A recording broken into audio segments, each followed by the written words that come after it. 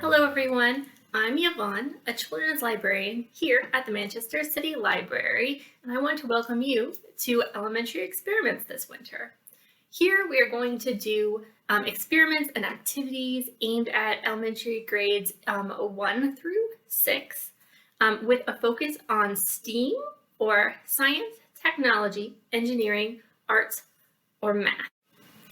With school and winter breaks, we know that everyone has things to do, so we will continue to post 2 elementary experiments here online and then do them together on the last Tuesday of the month at 3:30 p.m. at the Manchester City Library. So if you want to join us in person, do please go to our website to register to make sure that we have enough supplies and crafts for everyone.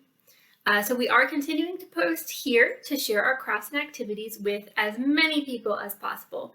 But if you are in grades 1 through 6 and you like what you see, remember that we will be doing our monthly wrap-up in person on the last Tuesday of each month. So now that we have gotten all of that covered, let's get into this week's elementary experiments.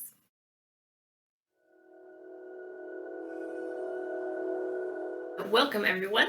This week's elementary experiments is put your heart into it.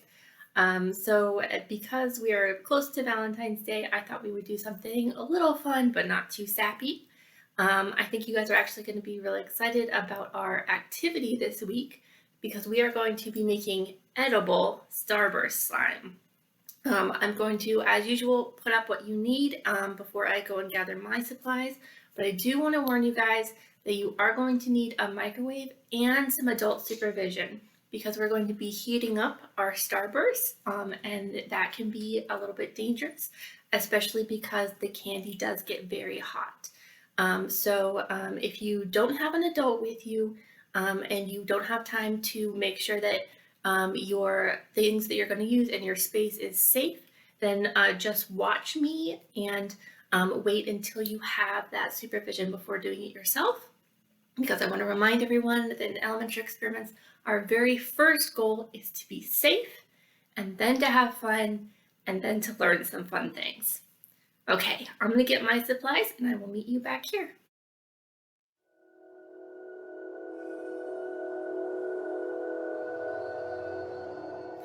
All right, everyone, welcome to our Put Your Heart Into It activity where we are going to be making edible starburst slime. Now, even though the things we're using are so that you can technically eat this type of slime without anything very bad happening to you, we actually do not suggest you actually eat the slime. If you want to taste the slime, then you can.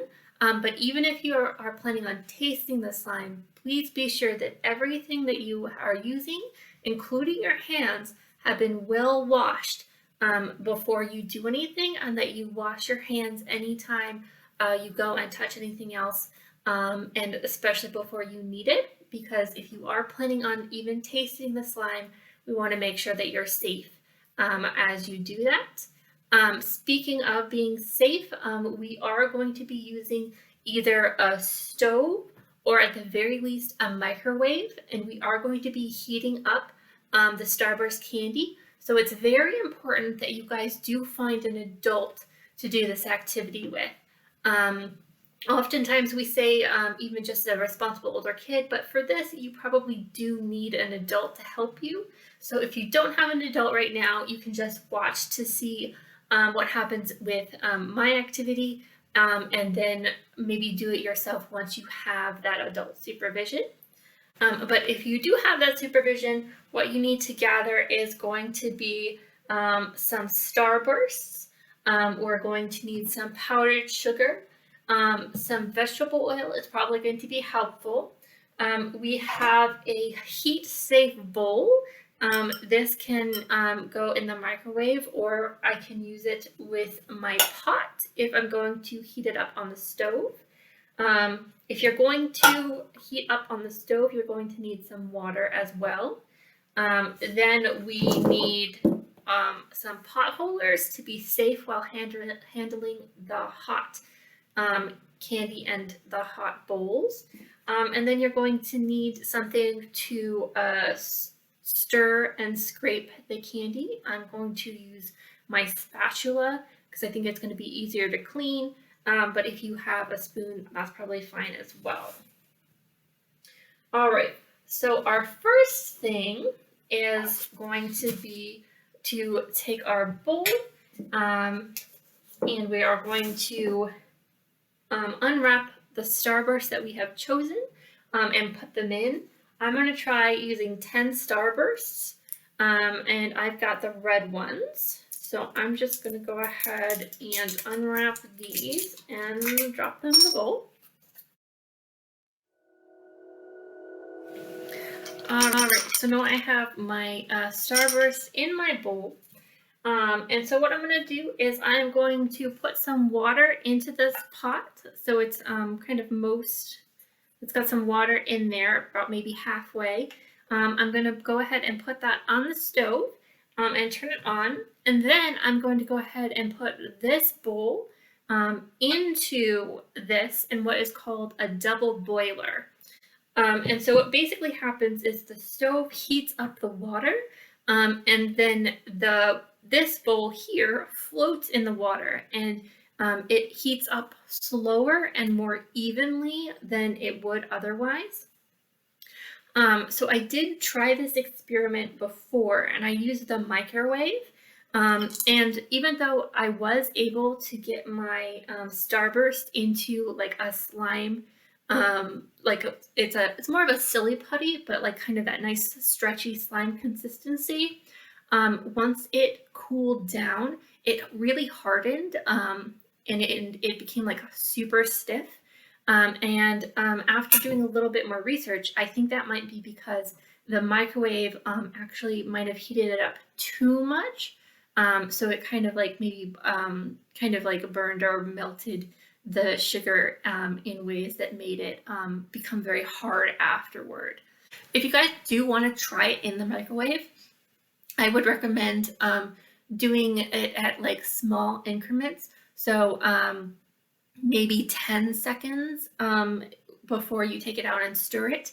And I think we're going to want to avoid it bubbling up. So we want to melt the starburst and the sugar, but we don't want to actually like boil the starburst or the sugar. I think that's where I went wrong before.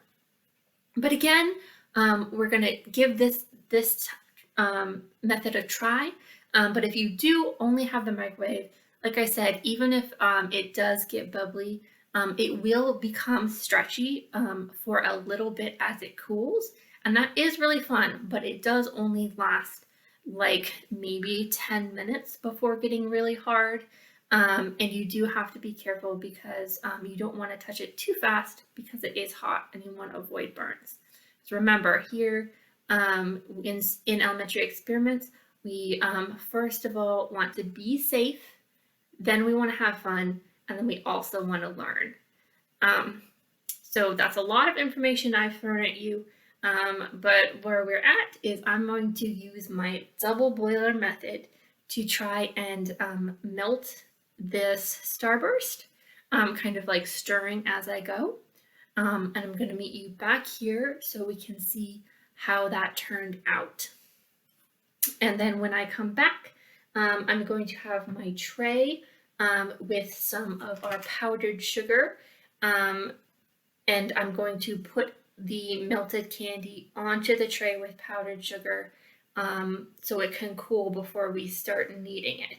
And we're going to use the powdered sugar like you would use flour when you're making bread, both to keep it from sticking to the surface and also to give it a little bit more like body and a thicker consistency to stretch with. Okay, I think that's everything. I'm gonna go heat this and I will meet you guys back here. All right, I've got my melted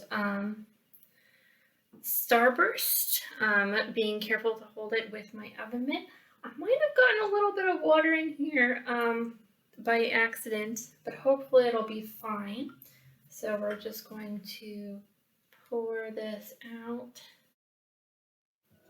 And again, this is where having an adult is good because they can make sure that the starbursts are at a temperature that is safe for you to handle before you start kneading it, because again, it's going to be really hot, so do not touch it straight off. We're going to just put it onto our safe surface, and we're going to let it cool a bit before we start kneading it.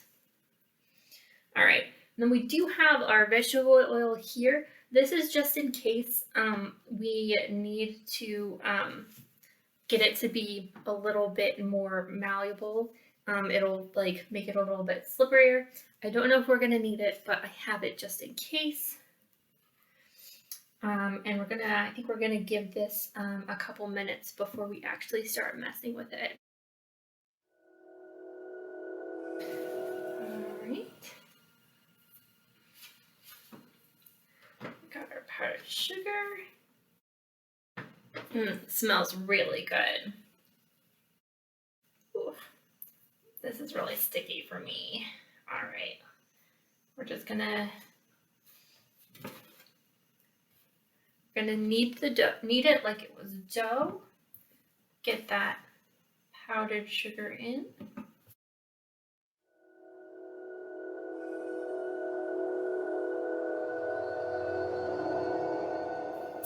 Okay,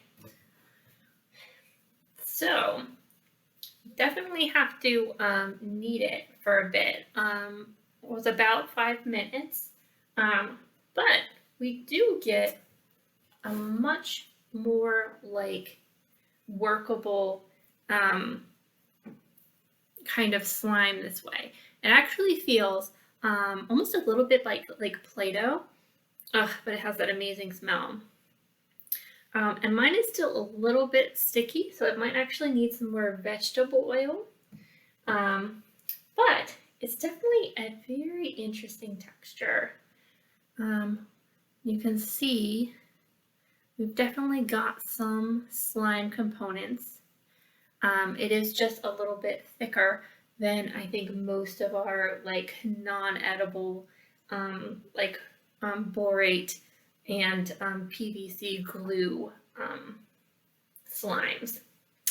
Now, from what I have heard, this might keep like an extra day maybe, but it should be good to play with at least a couple of hours. And if you do try and keep it longer, you might need to warm it up first before you really get any more play out of it. But like I said, it is made out of food items, and even our cinnamon slime that we made earlier, or at the end of last year, so in November, even that didn't last very long. So I think this we're just going to have to play with it while we can, and then once it's done, we're just going to have to accept that, you know, it doesn't last very long. But yes, this definitely, I think, worked better than when I tried to heat it up in the microwave. Again, I heated it in the microwave maybe for too long or too fast, because I heated it up at 10 or 20-second intervals. So I might try it again in the microwave just to see if I can get it to work a little bit better at a slower and at a lower heat.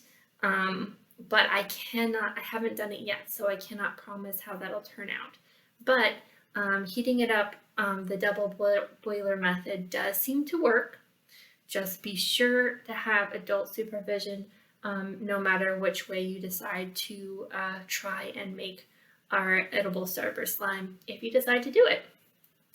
But I do hope you do, because I think it is fun to try new things and new experiences. Because even if they don't work, like my first attempt at making the slime didn't work, you still learn things, and I think that's what's important. All right, I'm going to go ahead and clean this up. And I will say there is a bit of cleanup, especially your like sugar bowls and your tray. It is going to take a little bit of work to clean it up. So just also keep that in mind when you're thinking about doing this activity. But like I said, I hope you do anyway. But I am going to start cleaning this up. All right, so I decided to try and make our edible slime in the microwave one more time. So actually, I think heating it up at 5-second intervals might be the way to go, because it did start to like bubble and boil on me at 10-second intervals. But I'm going to go ahead and see if this slime will get really stiff and brittle like the other one I did in the microwave, or if it'll be okay. All right, just consistency wise, I think that it might get brittle again, but we'll see. Because you see right now it's acting fine, very fun. Got that taffy pull.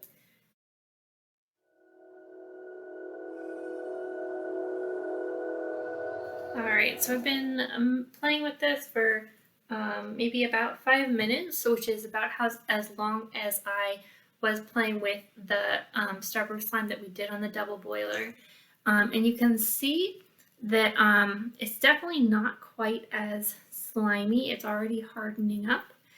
So it has been fun to play with, but like it just is a little bit stiffer, and I think it might end up hardening into a block like my previous try in the microwave. But I do think the trick to doing it in the microwave is to just not hit the boiling point. So like I said, if you do want to try it in the microwave, you are going to get some play time out of it, but just really watch it. You don't want any bubbles, any boiling to happen. It's gotten too hot too fast if that's the case, and you are going to end up with kind of a lump of sugar. So yeah, that has been my experience with edible starburst. I hope that you've learned some stuff, and I hope that my messing up will help you have even more fun. All right, I have to clean up some more. I'll see you guys back for the graph.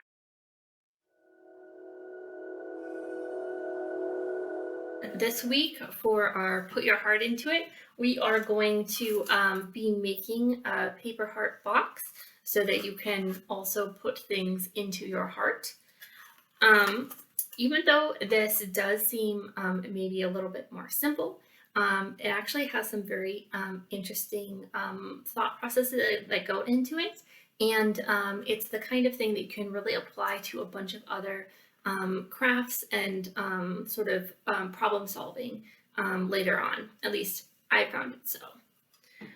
All right, so what you need for this is, again, pretty simple. If you are able to go to the Manchester City Library, we will have our little printouts and instructions that you can take home with you. This week also, I have taken our box templates from Red Tud Art. So if you cannot come to the library, or you're not in grades 1 through 6 and you still want to do this, you can actually visit their website and go ahead and download that for yourself, because they did do all the math steps. So I'm kind of boring on them, and so if you want to go visit, that'd be awesome. But we do have the printouts at the library. Mine here did have a run-in with the vegetable oil from our activity, so it's a little bit worse for wear. But I think I'm just going to try and incorporate that into my decorating, and I think it'll be fine. So just ignore the oil stains, even though it does make the transparency of the paper very interesting, which I know we talked about, I think, last spring, and I won't go into here, but I just love how even accidents can bring to mind more science. All right, so enough of that. The fact is, here is what you would get from the library. We have instructions, and then we have the actual printout here. And then, so from home, you are definitely going to need scissors. You're going to need some glue, and then any coloring supplies or additional decorations that you want to use for your box, you're going to have to gather. I have some markers, but you can add all sorts of 3D elements, stickers, anything you want to make this really cool. Okay, so let's see. The first thing is to cut out my pieces. You can also color first if you would like. Yeah, I would definitely suggest doing any coloring before we make it three-dimensional. So if you want to color first, that's fine. Or if you want to cut out and color, either way will work. I think I am going to color first. I usually do, just so that I don't have to worry about coloring outside the lines or protecting my surface specifically. But that is up to you. I will say that when you color, that is going to decide which is going to be the outside of your box. So just keep that in mind later when you're putting it together. But I'm going to go ahead and color, trying to incorporate my Oreo skills on here. And then cut out, and then I will meet you back here for our putting everything together. Oh, I do want to say that right here on our sheet it says bottom of box, so that means this here and this as the bottom of the box. And when we put it together, this row here with the notches is actually going to end up inside, so you won't be able to see this. This part will not be visible, and this will actually also be the bottom of the box. So if you're going to color something on here, then make it this way. So if like I was going to draw a flower coming up from the bottom, it would be like a stem and then the flower here. And then it says top of box here. That means this and this are both the top. And that means that this part here with the lines is going to connect to the top, and it will actually be, so this will be the top of the side. So if I was going to draw a flower on the top part of the box, I would have the stem coming from here and up. Okay, I hope that makes sense. If you're not sure, wait until we put it together, or until I put my example together before you color. We'll get it.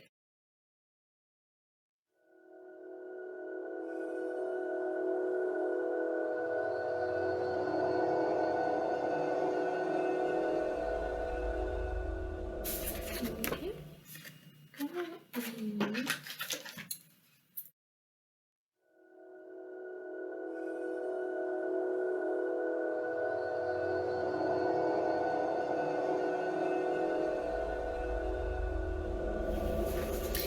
Okay, so now I have all of the pieces cut out.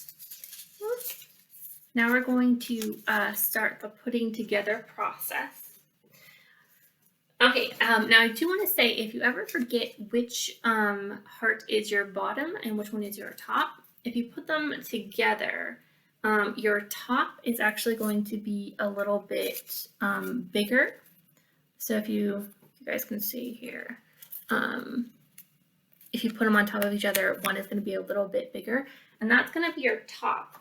And that's so that when you have your bottom completed, the top can still fit over it and get that good seal without like having to squish it too much. Okay, so and then for the strips, the bottom is going to be the wider one because we don't want the top of the box to cover the entirety when we close it. At least not for this. If you guys ever want to try and make your own, then obviously you can do what you want because it's going to be yours. All right, so when we have our strips, The next thing we're going to do, they are cut out, and we did leave the little tabs on the end, which are going to help us attach the walls together when we go all the way around. So the next thing we're going to do though is we're going to cut down all of these lines all the way across on both of the walls. So just go cut down to the line and stop there. So it's going to be basically a fringe. And that is going to help us connect the walls to the hearts. All right, let's go ahead and do that.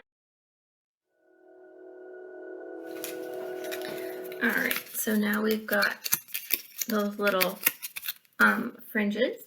And then I'm going to go ahead and I'm going to fold this together. So we're going to match the end, just ignoring the little tab. Yes, and we're going to fold it. This is so it'll be easier when we're lining up our heart. And then I'm going to take all the little fringes and I'm going to fold them back so that they're facing away from the side that I colored. And they should be pretty easy to fold because they're so small that they should fold really easily, just straight backwards from the snip parts. If you do need help though, make sure to ask an adult or an older kid. All right, so we're getting that kind of look. Go ahead and do the same thing to our top wall here. And then I'm going to fold down the little fringes. All right, now we're going to get into the putting it together part where we can see why we did these steps, especially with the fringes. So choose which one you're going to put together first. I'll say the top. Okay. So we're going to take the top of our wall and we are going to line it up. That crease that we made in the middle, we're going to line it up with the little notch in the top of the heart. And you can see that with the little fringes folded down, the fringes are going to be on the inside of the box, and they're going to, because they're cut, they can spread out and actually lie flat against the top here. And that means that instead of putting like a little bit of glue just on the edge and trying to get it to like line up and hold, we're actually going to have the entire surface area of this fringe to put glue onto, and then have that glue stick to the back side of the top. And you can see, I think that here, because there's not coloring on this one, I think you guys can see how all of the little flaps are kind of curved around and even overlapping each other, like right here in this tight curve. And if you don't have those slashes, then they can't curve like that and overlap each other. So that's why it's really important to have this fringe part here. And you can apply this to like other parts of life. This is kind of used in sewing when people make clothing, especially armholes. They use this kind of technique to allow the tight curve to lay down flat, just like it lays so nicely here. All right, so enough about the why. Let's get into the actual doing. So this is when we're going to take our glue. You might be able to do this with tape because there is like, you could tape here on the side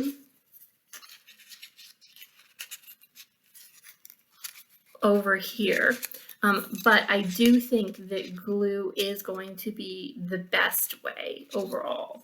So what we're going to do is we're going to go ahead and I'm going to put glue, a little bit of glue on each one of my flaps. And if I do them individually on the flaps, that means even when they overlap, they will still have glue on everything. Because if I put glue only on this side, then some of the flaps, when they overlapped each other, wouldn't have as strong a stick. So we're gonna put it on one side.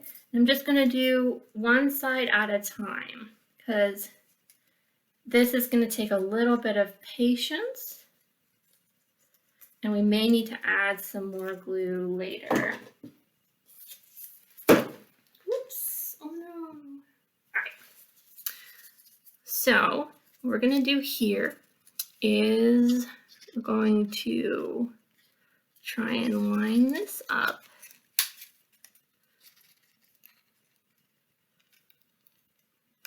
Here, and we're gonna hold and then see how we gotta scoot that, and we're just going to work our way down the different flaps.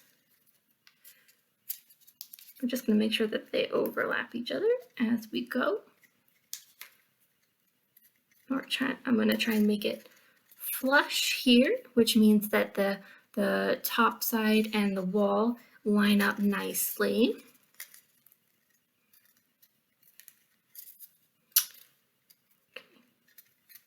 And we just continue all the way around until we hit the point there. I think that's pretty good on that side.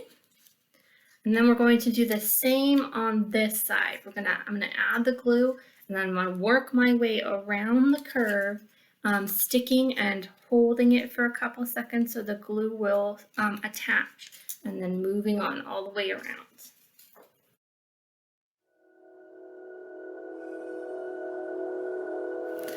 Okay, so we've got all the way to this end part, and this is where we have this little tab, and we are going to just glue this end to that corner. Mine might not actually line up perfectly, but I think it's close enough. So we just put a little bit of glue where they're going to overlap. All right, and we just gonna glue that down. Okay, and we hold till it catches. And then this is my lid. Pretty good. Okay, and basically we are going to repeat that with our bottom. We're going to do it the same way. We're going to start at the little notch in the heart here. We're going to work our way around, and then we're going to go and we're going to do the second one. Okay, so I'm just going to go ahead and do this, and then we will put them together and see the final product.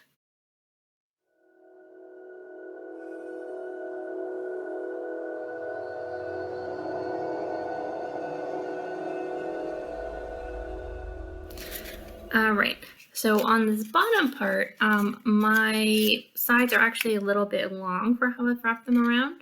So I'm just gonna go ahead and carefully trim that part off.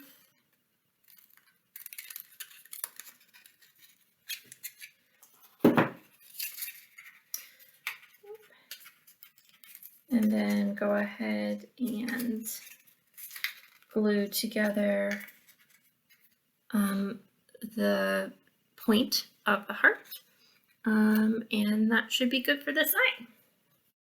All right, so we have the lid and the bottom here, and so now I'm going to go ahead and put them on, and that makes my box. Yeah, okay. And I think that turned out pretty well because the little drips are coming down from the top and the green coming up from the bottom. I don't know, I could have thought more about how much overlap there was going to be when coloring, but I am actually very happy with my box, my elementary experiments box, and thinking about what kind of fun things I can put inside of it. And you can also continue to decorate on the inside or to add like pom-poms or something on the outside, whatever you want. But I do like taking things like little heart boxes and thinking about how to do cool, interesting designs with them.